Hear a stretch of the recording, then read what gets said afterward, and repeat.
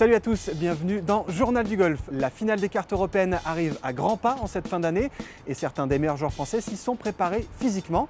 Nous sommes d'ailleurs allés les suivre dans cette préparation au CERS de Cap-Breton. Driver comme un bourrin, d'habitude ça ne veut pas dire grand chose, pourtant en golf ça a une signification. Benoît Telleria va vous l'expliquer. On terminera comme d'habitude par les 5 meilleurs coups de la semaine et on commence tout de suite par une actu Coupe du Monde et kangourou.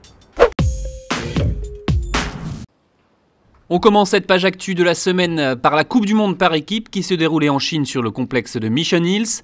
Une 56e édition de l'épreuve désormais biennale qui a couronné l'équipe des États-Unis. La paire Gary Woodland-Mac Kuchar a devancé l'équipe d'Angleterre de Justin Rose et Jan Poulter et la doublette allemande emmenée par le numéro 4 mondial Martin Kaymer.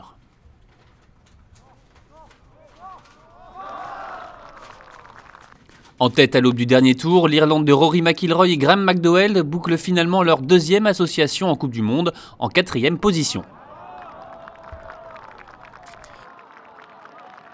Côté français, Grégory Bourdi et Raphaël Jacquelin terminent 13e à 8 coups des Américains. Avec ce succès, les États-Unis soulèvent leur 24e Coupe du Monde de leur histoire, la première depuis l'an 2000.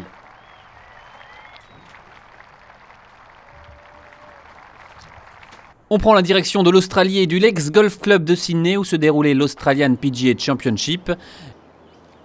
Un tournoi 100% dominé par les Australiens. Si Adam Scott et Aaron Baddeley ont terminé 4e ex-aequo, la victoire est revenue à Greg Chalmers.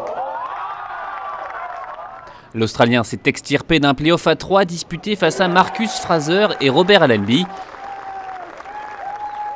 2 semaines après l'Open d'Australie, Greg Chalmers remporte son 2e trophée et en profite pour monter au 63e rang mondial.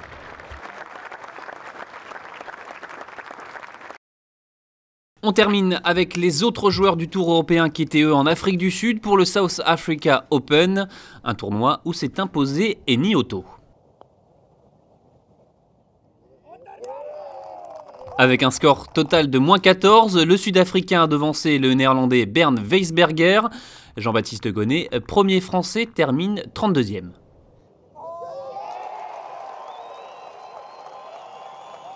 Eni Otto remporte son premier trophée de l'année, son 2e sur le Tour européen de sa carrière. Alors que la saison 2011 vient tout juste de s'achever sur le Challenge Tour, les pensionnaires français de la 2e division européenne se sont retrouvés début novembre dans les Landes, au centre européen de rééducation réservé aux sportifs de Cap-Breton. Objectif, préparer l'ultime épreuve des 2e phases de qualification et la grande finale des cartes européennes. Dernière chance de retrouver l'élite du golf européen en 2012. Une semaine de préparation pour se ressourcer et évacuer la pression.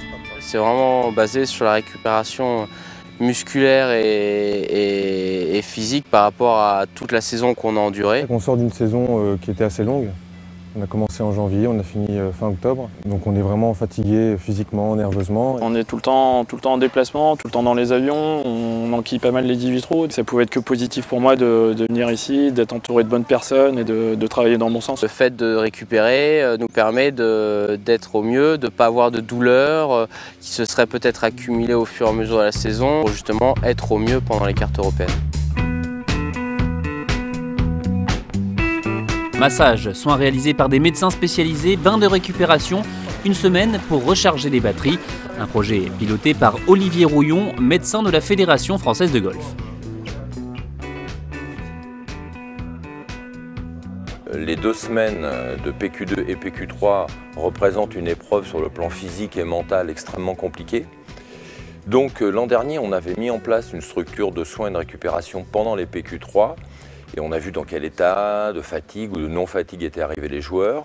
Et on s'est dit que ça serait une excellente idée de faire en amont, 3-4 semaines avant les 2 épreuves, de mettre en place un stage, récupération, soins, préparation physique pour avoir un pic de forme 3-4 semaines plus tard au moment des PQ2 et des PQ3. Il y a tout un aspect récupération et puis il y a un atelier préparation physique avec Michel Pradet qui est le préparateur physique de la fédération et qui donne des conseils aux joueurs pour leur permettre d'optimiser leur niveau de forme pour ces 2 échéances. Une semaine où le golf n'est pas pour autant mis de côté, si la matinée et le soir sont principalement réservés à la préparation et à la récupération, l'après-midi, les joueurs se concentrent sur leur technique golfique. Un stage de préparation inédit qui pourrait faire la différence au moment d'aborder ces rendez-vous capitaux. De pouvoir justement allier la récupération, des exercices de préparation physique le matin, le soir, plus de la récupération et l'après-midi pouvoir s'entraîner.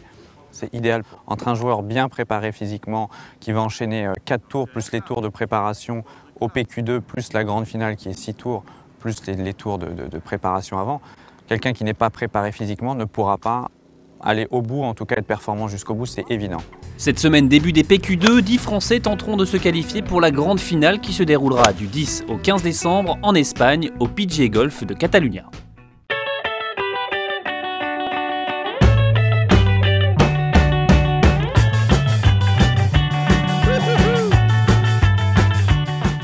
Aujourd'hui, on va vous parler d'une expression très populaire, driver comme un bourrin, quoi. Hein, un petit âne.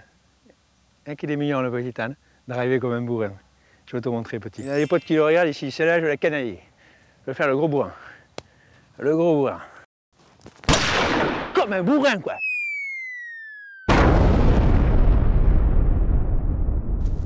Ça c'est le bourrin. Il en a rien à foutre. Même si elle part 150 mètres à gauche, il en a rien à foutre. Mais il a fait le gros bourrin.